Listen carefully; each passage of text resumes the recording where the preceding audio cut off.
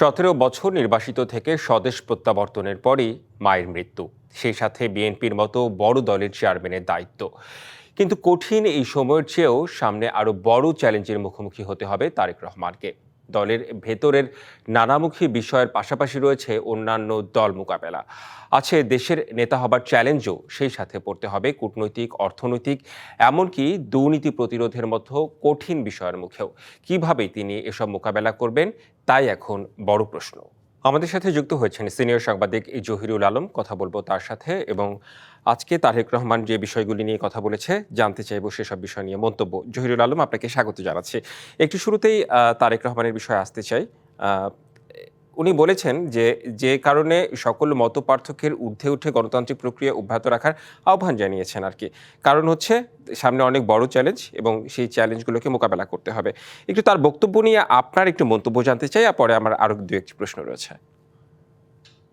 জি, আজকের অনুষ্ঠানে আসলে উনি খুব মনোযোগ দিয়ে জার্নালিস্ট কমিউনিটির যারা নেতৃবৃন্দ আছেন তাদের বক্তব্য শুনেছেন। সাংবাদিকতার ক্ষেত্রে যে প্রতিবন্ধকতাগুলো আছে, যে প্রতিবন্ধকতাগুলো ইতোপূর্বে বিগত স্বৈর শাসনের সময় সাংবাদিকরা মোকাবেলা করেছে, গণমাধ্যমে ত্রুটি যেভাবে চেপে ধরা হয়েছিল, যে পরিস্থিতির শিকার হয়েছিলেন সাংবাদিকরা বিভিন্ন আইনগতভাবে, এবং রাষ্ট্রের কোয়ার্সিভ অপারেটরস গুলো যেভাবে ব্যবহার করা হয়েছিল, রাষ্ট্রযন্ত্রকে ব্যবহার করে গণমাধ্যমের কণ্ঠ যেভাবে রোধ করার চেষ্টা করা হয়েছিল, সেই বিষয়গুলো সাংবাদিকরা তাদের উদ্বেগের কথা ওনার কাছে প্রকাশ করেছেন, এবং এগুলোর আগামী দিনে কোনো পুনরাবৃত্তি হবে না এই মর্মে তার কাছে এক ধরনের কি বলবো প্রতিশ্রুতি চাইবার চেষ্টা করেছেন। কারণ সবার মধ্যে একটা ধারণা জন্মেছে যে প্রধান একটি রাজনৈতিক শক্তি হিসেবে, যেহেতু ত্রয়োদশ নির্বাচন খুবই সন্নিকটে, সেখানে বিএনপি একটি বড় দল হিসেবে ভালো ফলাফল করার সম্ভাবনা তৈরি হয়েছে। নতুন এবং ফিরে আসা গ্রাহকদের জন্য নগদে চলছে ক্যাশব্যাক সহ প্রতিদিন হাজারো উপহার জেতার সুযোগ। হবে আশা আর ফেরা, সারপ্রাইজ সেরা। সেই সম্ভাবনার আলোকেই ওনার কাছে আসলে এই প্রত্যাশার কথাগুলো তুলে ধরা হয়েছে। আমি দেখেছি যে উনি খুবই আগ্রহের সঙ্গে মনোযোগ দিয়ে প্রত্যেকের কথা শুনেছেন এবং কিছু কিছু নোট নিয়েছেন। মাঠ পর্যায়ে সাংবাদিকদের সঙ্গেও কিছু কথা হয়েছে তার, তারাও মাঠের কিছু চিত্র তার কাছে তুলে ধরেছেন। তিনি কিছু সমাধানের কথা ইনস্ট্যান্ট কথা বলেছেন, কিন্তু মূল বক্তব্যে উনি যে প্রসঙ্গটি এসেছে আমার কাছে, যেটি বড় হয়ে আমি দেখেছি, সে মানে উল্লেখযোগ্যভাবে লক্ষ্য করেছি, সেটি হচ্ছে যে উনি 5ই অগাস্টের আগের যে এক ধরনের দুঃসহ স্মৃতি, এক ধরনের কঠিন বাস্তবতা, সেই বাস্তবতা থেকে একটা নতুন ধাপে আমরা এসে উপনীত হয়েছি।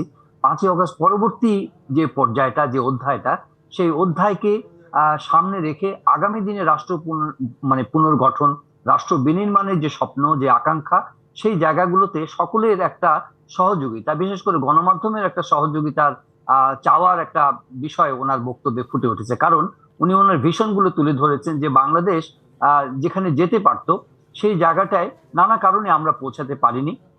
আমাদের সামনে ইমিডিয়েট যে চ্যালেঞ্জ গুলো আছে, শিক্ষা, স্বাস্থ্য থেকে শুরু করে আমাদের ইকোনমিতে যে চ্যালেঞ্জ আছে, আমাদের পানি ব্যবস্থাপনার ক্ষেত্রে যে চ্যালেঞ্জ আছে, আমাদের বৈদেশিক কর্মসংস্থান এবং আমাদের রেমিটেন্স মানে অর্জনের ক্ষেত্রে যে সম্ভাবনা এবং চ্যালেঞ্জ গুলো আছে, এইসব ক্ষেত্র নিয়ে উনি অনেক বেশি ফোকাসড আলোচনা করার চেষ্টা করেছেন। এবং উনি যে প্রথম এসেই যে আই হ্যাভ এ ড্রিম যে কথাটি বলেছেন, সেটার কিছুটা ধারণা গণমাধ্যম কর্মীদের, গণমাধ্যম কে দেওয়ার চেষ্টা করেছেন। জি, আই হ্যাভ এ প্ল্যান, সেটির ধারণা আসলে গণমাধ্যম কর্মীদের দেওয়ার চেষ্টা করেছেন। আপনি যেটি বলছিলেন, আপনার কাছে একটু জানতে চাই, আপনি আগেও তারেক রহমানের ইন্টারভিউ করেছেন, বর্তমান সময়েও তারেক রহমানকে দেখছেন। এই যে এত বছর পর বর্তমান তারেক রহমান, আপনার কাছে কি মনে হয়, পার্থক্য কোনো কিছু রয়েছে? খুবই সুন্দর প্রশ্ন করেছেন আপনি এটা। এখানে আমাদের খুবই প্রবীণ শ্রদ্ধাভাজন সাংবাদিক জনাব শফিক রেহমান ভাই বলেছেন যে বিলেতের জীবন তাকে অনেক বদলে দিয়েছে।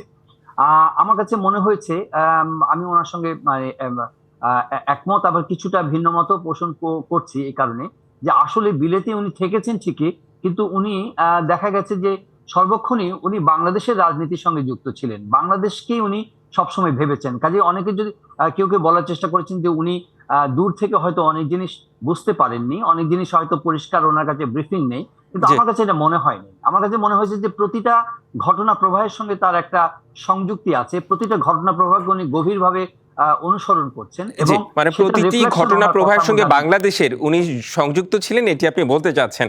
সময় স্বল্পতার কারণে আসলে বিস্তারিত আলোচনা করা গেল না। আপনাকে অনেক ধন্যবাদ জহিরুল আলম। আপনাকে ধন্যবাদ।